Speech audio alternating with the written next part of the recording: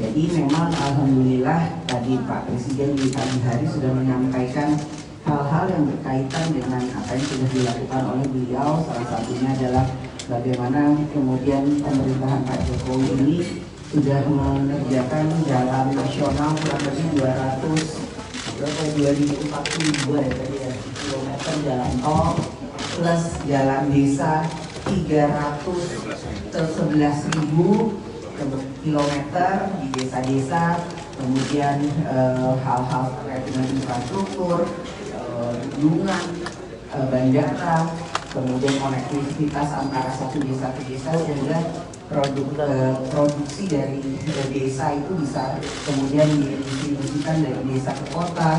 Juga terkait dengan sekarang ini di LKPP ternyata barang-barang dari UMKM itu sudah terdaftar kurang lebih 2,7 juta, 4,7 juta barang UMKM yang sekarang sudah terdaftar di LKPP, sehingga masyarakat bisa melihat secara langsung bahwa barang-barang Indonesia itu sangat luar biasa dan bisa diproduksi dan bisa diperjualbelikan melalui LKPP.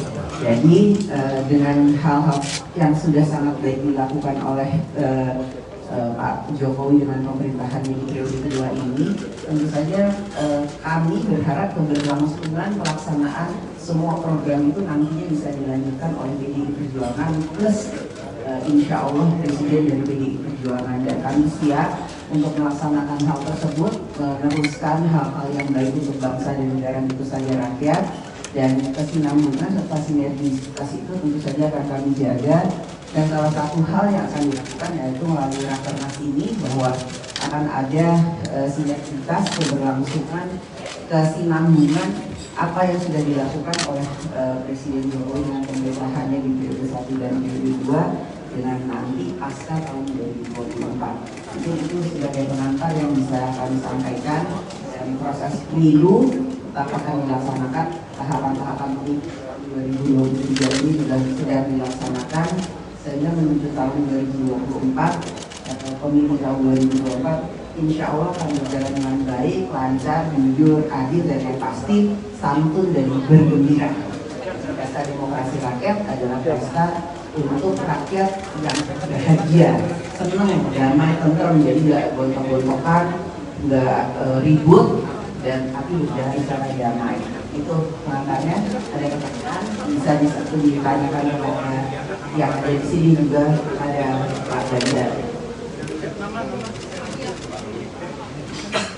Selamat sore Pak Puan, saya Delvira dari Lembaga.com. Izin bertanya soal apakah rakernas kali ini akan membahas khusus strategi pemenangan di Jawa Barat dan Sumatera Barat, mengingat elektabilitas Pak Ganjar relatif rendah.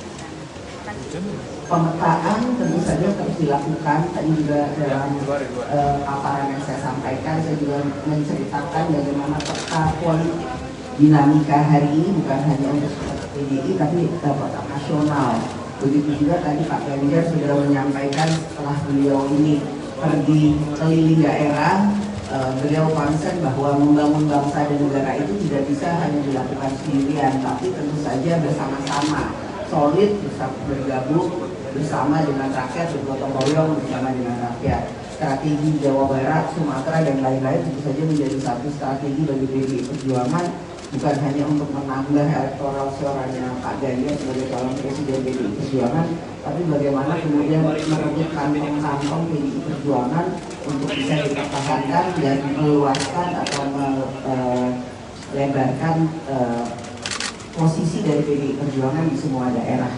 Jadi ini memang rakernas ini merupakan satu rakernas yang sangat strategis menjelang pemilu tahun 2024. Mbak Puan, saya dari Tempo mau tanya, itu kan rakernas strategi pemenangan dari pemilu. Nah, kalau dari PDIP sendiri kan kemarin sudah mengantongi 10 nama, apakah di hari ini sudah mengkerucut namanya jadi beberapa nama, kemudian dalam waktu dekat kemarin P3 bilang akan bahas pencapresan dengan P3. Nah, apakah nanti hasil rakernas pencapresan ini akan mengajak P3 seperti itu? Dan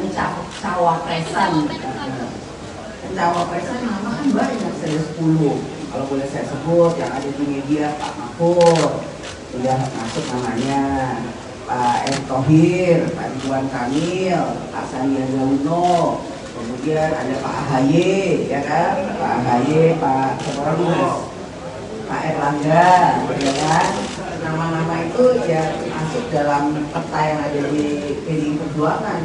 Kalau bisa saya sebut beberapa nama itu dan semuanya tentu saja mempunyai kelebihan-kelebihan yang nantinya akan dipertimbangkan dan kemudian apakah itu bisa bekerja sama dengan calon presiden dari PDI Perjuangan sesuai dengan visi misi, cita-cita dan lain sebagainya. Jadi nama tetap akan kami konsultan, tapi belum hari ini. Hari ini masih menimbang dulu nama-nama yang ada. Mbak Puan, Mbak, tengah Mbak.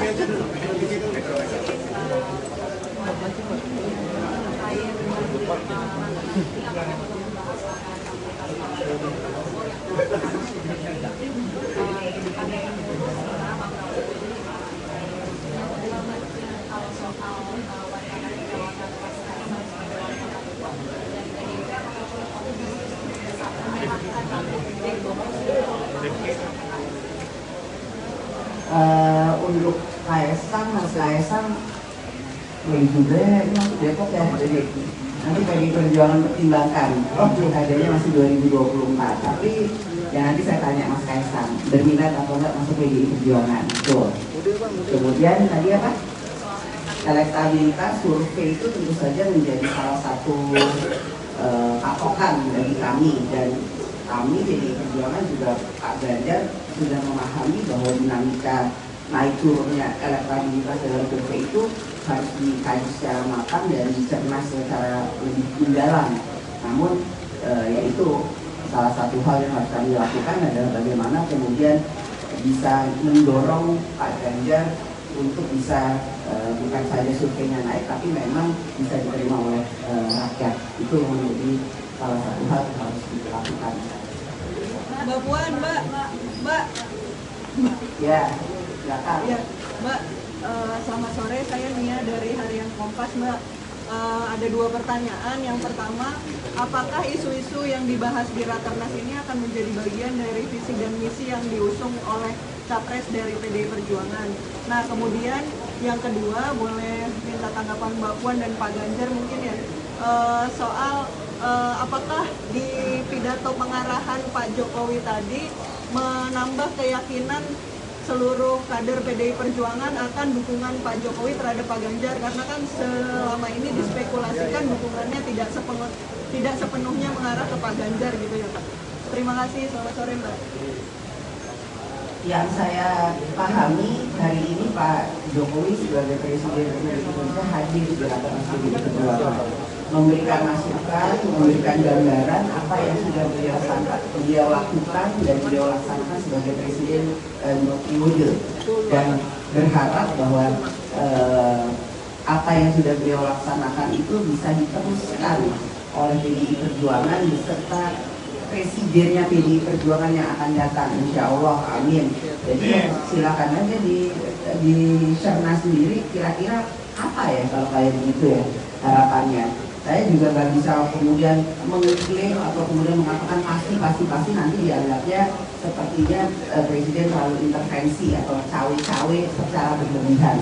Tapi saya meyakini bahwa kehadiran beliau membuat semangat bagi PDI Perjuangan dan semangat bagi calon presiden PDI Perjuangan untuk melanjutkan atau meneruskan apa yang sudah beliau laksanakan secara berkesinambungan untuk bangsa dan negara, dan ya insya Allah di tahun 2023 sampai nanti insya Allah menuju tahun 2009 kami optimis apa yang sudah dilaksanakan akan kami teruskan bersama-sama dengan PDI Perjuangan dan calon presiden dari PDI Perjuangan yang nantinya insya Allah semoga insya Allah bisa menjadi presiden selanjutnya.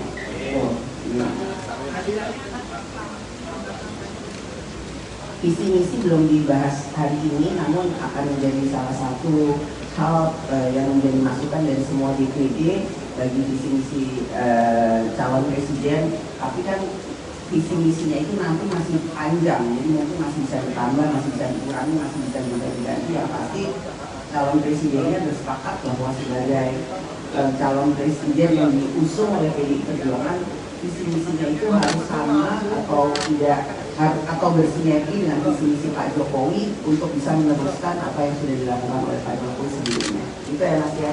Nah, tadi mau tanya Pak Ganjar kan? Ya. Ya.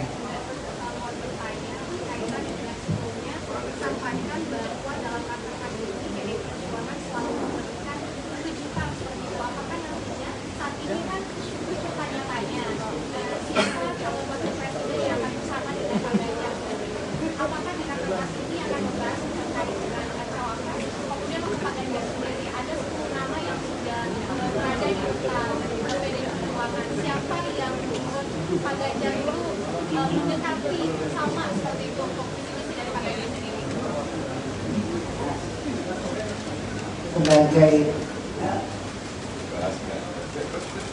dibahas sampai saya keluar dari ruangan tadi belum dibahas karena masih fokus acara pemenang, bagaimana cara memenangkan dengan strategi pemenangan pileg dan pilpres. Jadi nama belum ada, mungkin besok, belum tahu juga.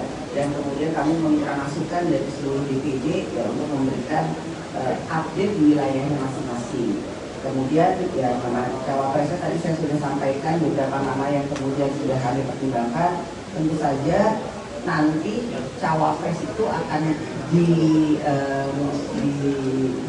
setelah mengerucut akan kami sampaikan atau ibu ketua umum akan sampaikan kepada capresnya apakah capresnya itu memang nyaman untuk mempunyai pendamping namanya ABC atau siapa itu. Ya gitu ya Mas ya. Kalau Mas ada pendapat lain, cawapresnya dia. Terima kasih. Jadi urusan cawapres karena banyak partai masih akan bekerja sama dengan PDI Perjuangan, maka pasti akan terjadi berembuk. Masing-masing juga sudah melemparkan kemarin boleh nggak, kalau menjadi kami boleh nggak, boleh kita dimasukkan, nanti akan kita rapatkan dan tentu persis seperti Mbak Puan sampaikan, untuk kamu sampaikan kita akan bahas bareng-bareng setelah mengerucut dikonsultasikan, nanti dikomunikasikan dengan capresnya dan kita bisa bareng. Jadi sabar.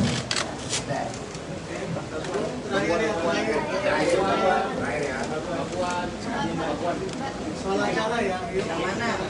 Rio. Ya, Rio. Ya, jadi Mbak Puan ini soal acara rakyat juga juga terkait dengan Mas Ganjar terkait kerjasama partai politik. Ini kan kabarnya sebelumnya juga berikan dua kali partai politik yang mendukung Mas Ganjar. Kalau boleh dipastikan sedikit Mbak Puan, apakah partai yang akan mendukung Mas Ganjar nanti adalah partai yang sama seperti melihat dukungan kepada Mas Ganjar yang terbuka, atau partai yang mungkin belum ini kami mendukung Mas Ganjar?